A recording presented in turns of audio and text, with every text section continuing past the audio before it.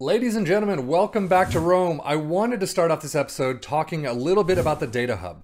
I'm not really sure what I think about it yet. I enjoy looking at it because it clearly, I love data. I love to see where it goes and how it's interacted with. But at the same time, I'm not good enough at this game, tactically, squad-based, whatever, to look at the data and really say, this is my problem area.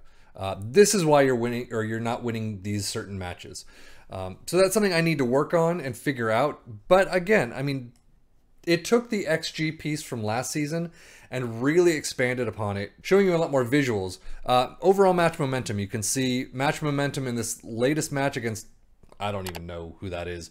AGF is what they say. But Roma maintained stronger momentum when looking at the match overall. In the first half, Roma enjoyed a better time with things and were generally the dominant team throughout this period. So you can see we just dominated the entire match.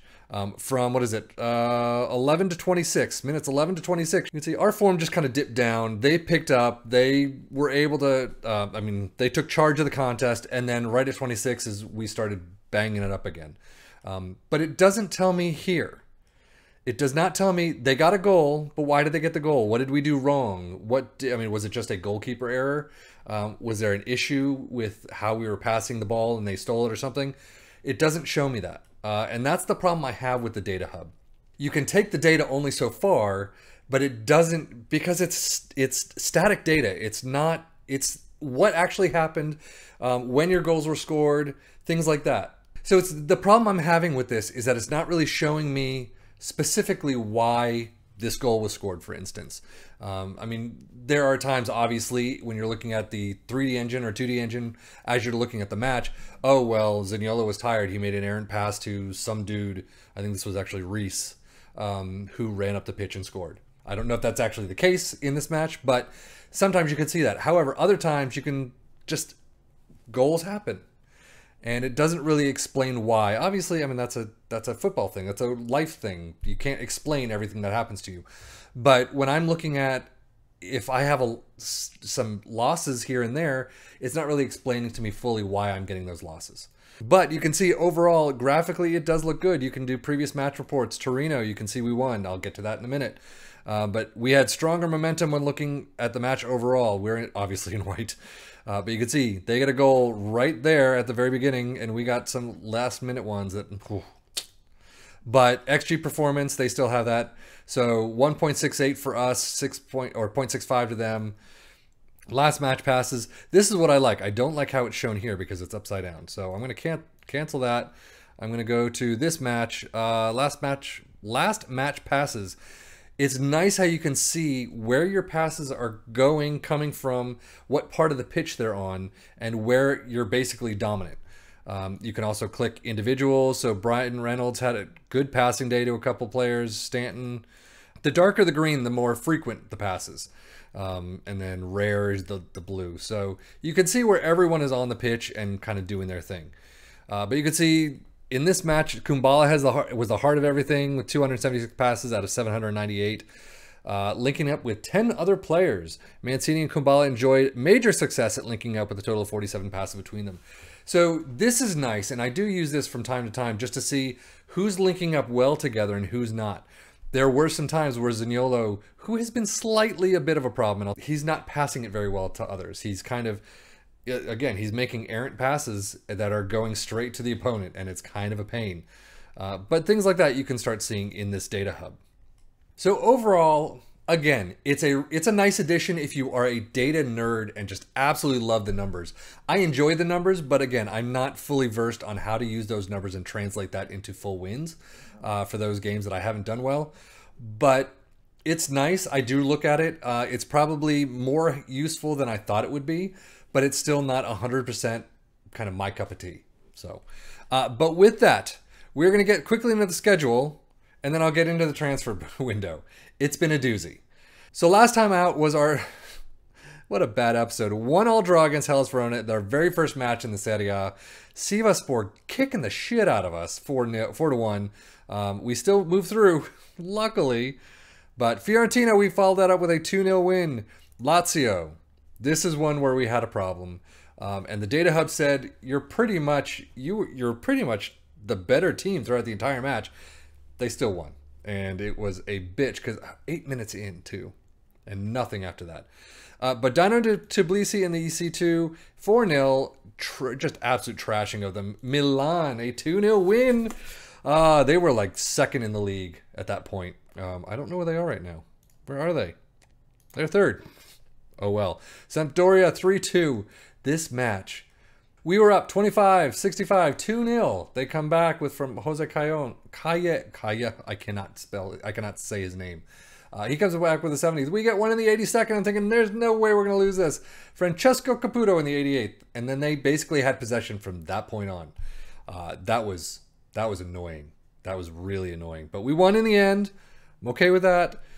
Torino, I thought that was going to be a bad day at the office. Bellotti just stormed forward. A great pass to him. I don't know from whom.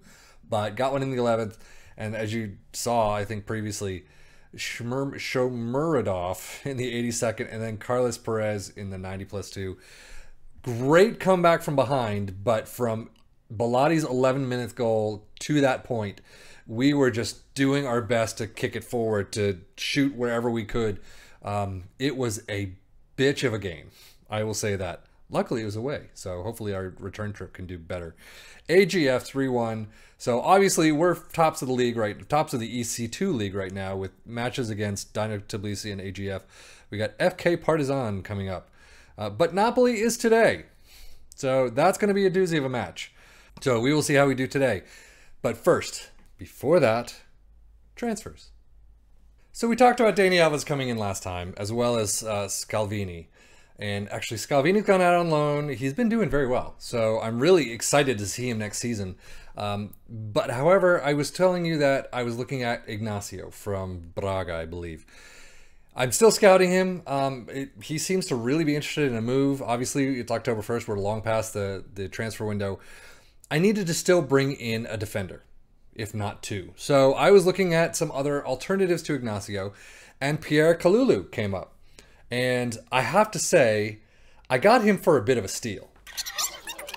I have to say, I didn't get him for a bit of a steal. It was $15.5 million. I knew with the tactic we were using at the time, he was going to be a backup. $15.5 million is kind of expensive for a backup for my taste, in the Italian league at least. But I liked his numbers. They're not fantastic. He's only 21, so it really fit the board's mentality. He's a pacey mother.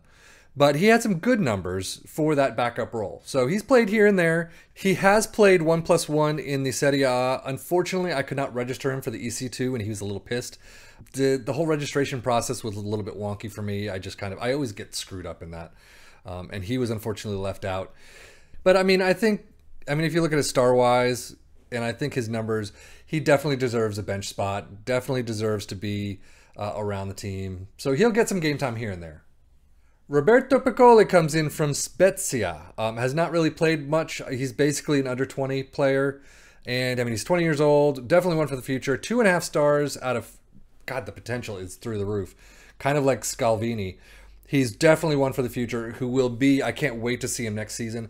I didn't send him out on loan. I promised Scalvini I was going to send him out on loan, which is why he went. But Piccoli, I didn't. And so he's stuck around. So he's going to get a game here and there. But he's a breakthrough prospect. He's not expected to really get game time right now. But, his numbers, heading a 15, so he's a tall guy. Finishing a 14. Composure 14. So teamwork a 15. And at 20 years old, hopefully all that will just keep going up. So I had a lot of issues with transfer deadline day. And I had a contract in for Piccoli few weeks before deadline day. I hadn't heard from him until about 4 or 5 days before. Now, generally, in previous FMs that I experienced at least, if you're under 7 days and you delay the decision, you don't get the player because the system said, oh, well, we'll just revisit this in 7 days, no matter what happens, whether it's transfer deadline day or what. That's always been my experience. So if I delayed it, at 4 days out from transfer deadline day, it would go through transfer deadline day and you're thinking, okay, what about the other player? I have money now. What do I want to do with him? But it never got there and it's too late. Your transfer was canceled. Luckily, that's not the case here. It did take me to the very end of transfer deadline day and obviously we had the money, so we did pick him up. However, the reason I delayed it, and I didn't even think that it was just a couple of days before transfer deadline day, is I had a couple players that I started looking at really at the very end, and started making contracts to, but didn't hear right away. So the players that I thought I needed position-wise a little bit better, or they were just fantastic players. I'm like, oh my God, I gotta get them. So I delayed it, and then after I delayed it, I was like, oh shit, it's only like 4 or 5 days out from deadline day. What am I gonna do? And I didn't have a lot of money. So there was a whole clusterfuck in that deadline day itself. I'll show you some video from it, and it was... Deadline day is interesting. It's really vamped up in terms of graphics, which I love, obviously. I think they've done a lot of work there, and I'm perfectly happy with what they've done. However, I had to get rid of a couple players as I saw these other players that I really wanted, but I had no money, so I had to get rid of a couple players. So with that, quickly, my son Dai left. It was like 4K. Not really anything. He wasn't going to get game time. His numbers are just nowhere near what we currently have, and currently we have an overabundance of midfielders. So Chris Smalling left. He did not even get a single game with Roma in my time. He does have some good numbers, I will say. However, there was a player I was really looking at, and if I got him, Smalling would never play again. So I figured, you know, let's take the gamble. I need the money. It was about $7.5 million or something like that. And I was like, bye-bye. Heinrich Mkhitaryan left. So there's a Roma fan who's been commenting on some of my Roma videos, GFCLFC, who's been giving me a lot of pointers. And when he mentioned in his own Roma save, he got rid of a couple players. I think it was Smalling, El Shaarawy, and Mkhitaryan. I looked at that and I was like, you know what? I kind of took a second look at Mkhitaryan. I mean, Smalling was gone. I took a look at Mkhitaryan, and you know, I sat there thinking, you know what? He's a great player. Obviously, El Shaarawy I should have gotten rid of. I tried to get rid of him. It didn't work. But Mkhitaryan, he's 32 years old. I did get a bit of money for him. Not enough. I mean, 72 million. I definitely did not get that. I got about 10. So I'm a little pissed after seeing this now. So Mkhitaryan did leave. Obviously, he was kind of our star player. I will say no one really complained that he left.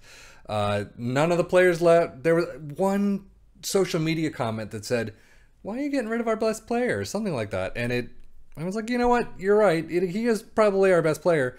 However, you saw the schedule. We're doing okay without him. So but as you said, I'm 32 years old. He wasn't going to play with us much longer. I might as well get some... I think he was in the final year of his contract. Might as well get some money out of it. So 10 million and he was gone. Now, that did allow us to bring in Piccoli and 2 others. It seems everyone's bringing this dude in. I was so impressed that I got Dani Ceballos to at least look at a contract with us. And then I started reading on the FM groups and was like, oh, I got Dani Ceballos. I got Dani Ceballos. Oh, I got Dani Ceballos. Shit. Well, you know what? I had already offered him a contract. I will say, if you wait just a little while, a few weeks or so after the start of the game, you can pick up some serious players. Dani Ceballos, Dani Alves. There's a lot of players who are really cheap. The problem I had with Ceballos is that his wages were just really big. He wanted like 98 to 100K per week. And I was able to bring that down with a whole bunch of clauses. So he's at 68K, which is fantastic. And why I was able to bring him in. I got him for 1 million. 1 million pounds. That's it. Pound, 1 million pounds. Yes. That's all I got him for. So, I mean, no matter what, I would sell my daughter for that. No, I wouldn't. There's no way I can pass up Dani Ceballos, 25 years old, so really in the prime. For our midfield, I mean, he's only played in a couple matches, so he's not been too influential just yet, but I really need to throw him more into that, into the mix. So, one more though, and this one's a doozy. Another one that a lot of people are picking up because he's really cheap. I got him for 7-something million. 62K per week. Another one that I was going to have the same issue with Ceballos, and this is the deadline day massacre that I had, where Sule wanted 115,000 per week. I can't do that, dude. Ceballos wanted 100,000 per week. And overall, I was able to pair them down with a whole bunch of clauses and things like that to get 62,000 per week. It really worked. I was amazed. And this is when I saw Sule was available for really cheap.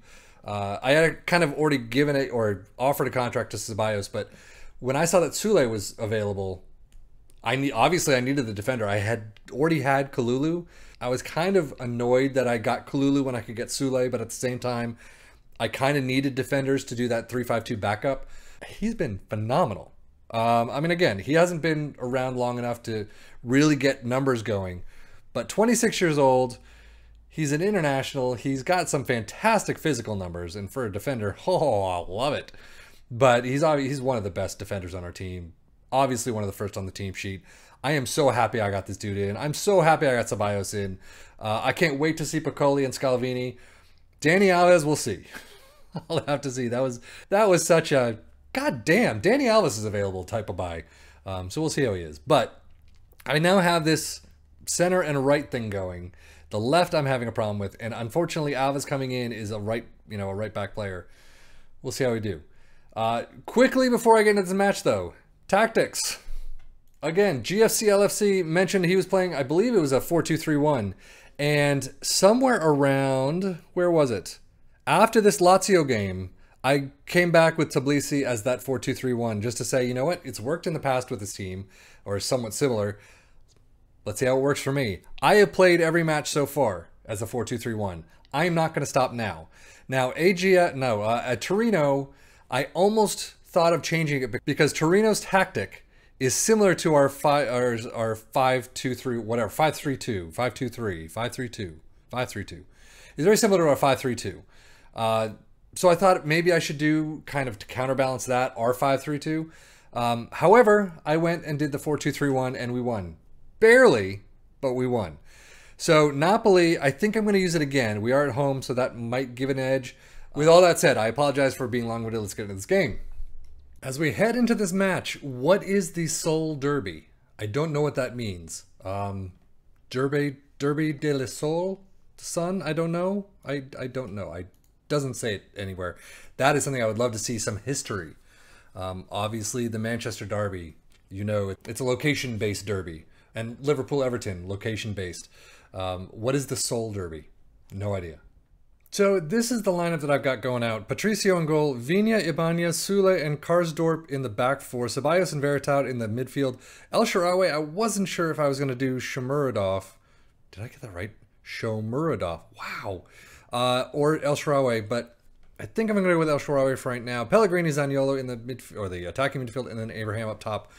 I am still uncertain about Abraham. I don't know if he's got some great games, he's got some very weak games, and it's driving me a little mad. I think I need someone back up for El Shaarawy's position. That's kind of my first thought as I go into the January transfer window in a couple months. But we'll see how much money we have because our finances are kind of going, yeah. So I've still had this weird issue where sometimes I'm stuck in the conference room, and I don't know why. So if I hit kickoff, what's going to happen? Skip. What am I skipping?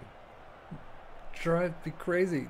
There's a play. Okay, so, I mean, obviously I'm not going to bring you this if that's what happens. There we go. Last time in FM21, I could not get that screen to go away, and I've had it happen once or twice. This time around, I got to go home and then back again. It seems to work.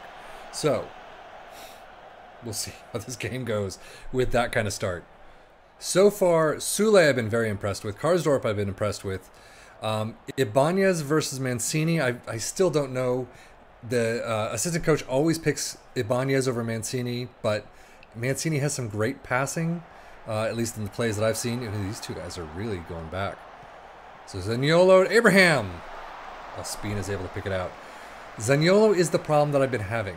He wanted a new contract, and he was adamant on getting a new contract. So I gave him one.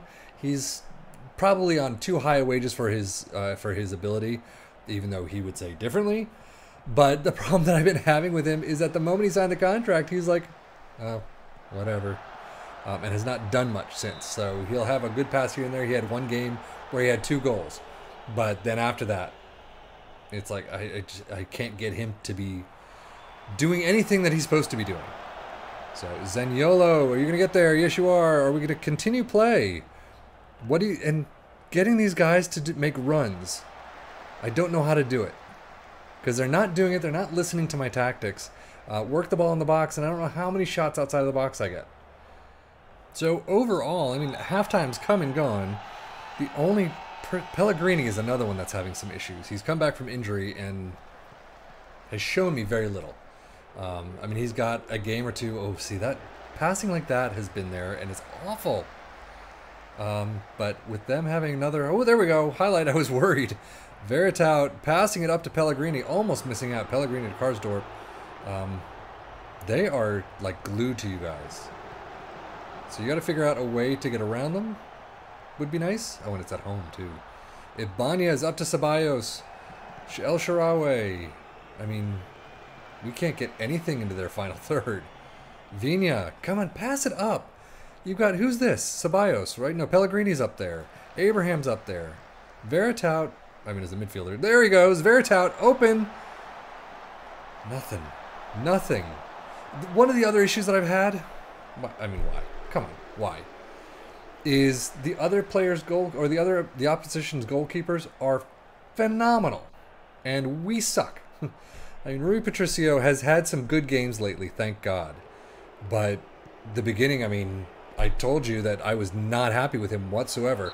I was definitely considering... There we go. Oh, mother of God! I was going to say, give him a red, but thinking that was just a joke. But yeah, Patricio has been finally picking it up, but still, I think I need a new goalkeeper at some point as well. I mean, just kind of a backup at least. Right? They like to sit on the ball back there, and I don't know why. See? I mean, time wasting. Great. I'm fine with a 0-0 draw, but I would like to get forward a little. Abraham, come on. These are shots that should be doing a lot better. So Ibanez to Ceballos, over to Shomurodov. I don't even know where Shomurodov is from. I'm going to say one of those... Baltic. Whoa! That was a shot and a half. Talk about an option. So Ceballos, Zaniolo up to Shaarawy. Oh, just over the bar. No penalty. See? It's still a free kick though. Who's going to take it? Who is 32? 22. Zaniolo. God damn it, guys. Abraham, what are you doing? 3 minutes. 2, 1, 4 plus added minutes. We've got to do something, guys. Can we do anything? Otherwise, this is just a boring as shit match, and it's a boring as shit match. So El Shaarawy with one final corner. Can he do anything for us? No. I mean, that was not El Shaarawy's fault. 0-0 draw. They are tops of the league. I'll take it, I guess. Piccoli came in there at the end. 14 shots to their 3, 6 on target to their 1. 74% possession. Ouch. We really should have had something there. You were unlucky tonight. I understand. Why are you guys nervous? I don't get it. I mean, you sucked. You absolutely sucked. You deserve to be nervous. So there you have it, folks. Napoli stay in first at 19 points. Roma in 6 with 14. Tammy Abraham, as much shtick as I do give him, he has 6 goals and is the highest average rating at 7.53. Carlos Perez, I don't know why he was not in there. I'm going to have to figure that out because obviously it's an error on my part, but he's been doing really well and could have been maybe the light that shone through today. But oh well, it was not meant to be. We have a bunch of games coming up, including the FK Partizan. So we'll see where it brings it back. But I'm going to leave it there. So as always, I am Sefian FM. Thank you as always for watching. Take care and enjoy.